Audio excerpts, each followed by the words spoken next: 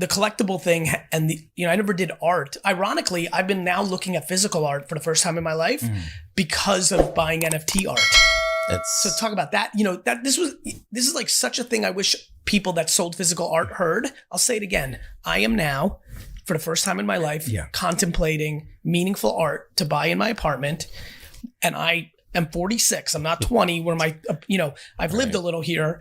And there's no other explanation other than when I look at Tyler Hobbs's Fidenza or I look at Snowfro or I look at art, not a collectible. Right.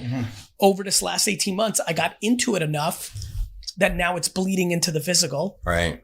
So it's early times in this world. It was like that situation where, people go to the museum and they're just looking at the art and they're just sitting there. You're like, I don't see it. What are you looking at? And now understanding the NFT art side of things, now you're saying, you go to the physical art and at the museums and what have you. To that point, I've always understood that art was, beauty is in the eye of the beholder, right? Like, how do you explain an Andy Warhol Polaroid photo versus a Picasso versus a Jackson? I mean, Jackson Pollock is the one that really, I think, taught me in my youth when I was 18 or 22, whenever I read the first newspaper article of like, this painting sold for 80. I'm like, what? I was like, I don't understand. And then I looked at it, I'm like, and everyone does the same thing. Right. I could do that. So when people are like, oh, V friends, I could do that. I'm like, I get it.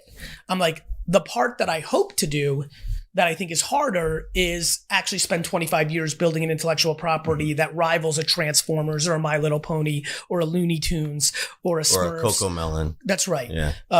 That's hard. Yeah. That I don't, and so, and by the way, let there be no confusion. A Pablo Picasso, a Jackson Pollock, an Andy Warhol, whether it was they themselves or a right hand, they're the ones who created the demand. Right. Sure. Gallery owners, right? The press, events, word of mouth, Upper East Side society. Mm-hmm. These are the humans that created lore, interest, awareness, demand. Right. And so it's interesting. So what was the transition though? So you go from NFTs and the art in NFTs. How did you transition from that to the physical? What was really that aha moment? It started from day one. And, I bought Ethereum in 2016 because a friend of mine at South by Southwest sat me down at like midnight during like a jam session and explained it to me. We'd all bought Bitcoin the year before. Yeah. And Bitcoin and Ethereum in 15, 16 really, really, Bitcoin especially didn't register for me, not because of anything else, but because I don't really love the financial world. Even to this day, when people explain to me really interesting opportunities in crypto, the reason I wasn't really involved in 17 and all that stuff, I just don't like it. Mm-hmm. It's the same reason I don't own real estate. It's the same reason I don't own Wall Street stocks. Every single stock in my portfolio is literally because I invested in the company pre its IPO and I still believe in it, right? Yeah. So I think one thing for everyone who's listening, one thing that I'm seeing a lot of is people are buying things because people that they think are smart or have made money tell them to. And I highly recommend not to do that. They may be right. Right. But I think there's something to be said for how you make your money. Like, do it in an honorable way.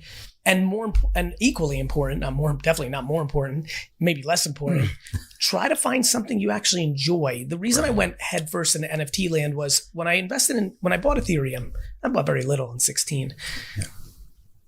I understood that it was software operating system, like platform. I was like, when I heard you could build on top of it, I was like, that's interesting. And my mind at the time, this is 16, I had a lot of feelings towards Android versus Apple. Mm-hmm.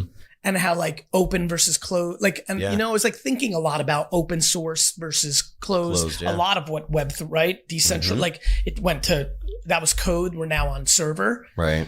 So I was fascinated, saw for 5 seconds in 17 CryptoKitties or 18. I just don't recall exactly when, but I think it was 17. I was like, oh, that's cool. Cause that started to now look like this, right? Uh-huh. Right. Remember vividly, cause I remember where I was at a conference, flew into Newark, went to the Wine Library, which was an unusual track for me because I was in Manhattan. Vayner was in Manhattan at the time. And in that, at that computer for a few hours is when I had a few minutes and was like, okay, I'm going to get into this. And I don't really even recall why I wasn't able to go deep. Really wish I did, because might have been there a little bit earlier. You just touched it. I just touched it, but I didn't get to dig. Yeah. then sports cards really hit my radar in 17, 18. Do homework for a while, really bet the farm kind of on it. And then have really get deep into that. And then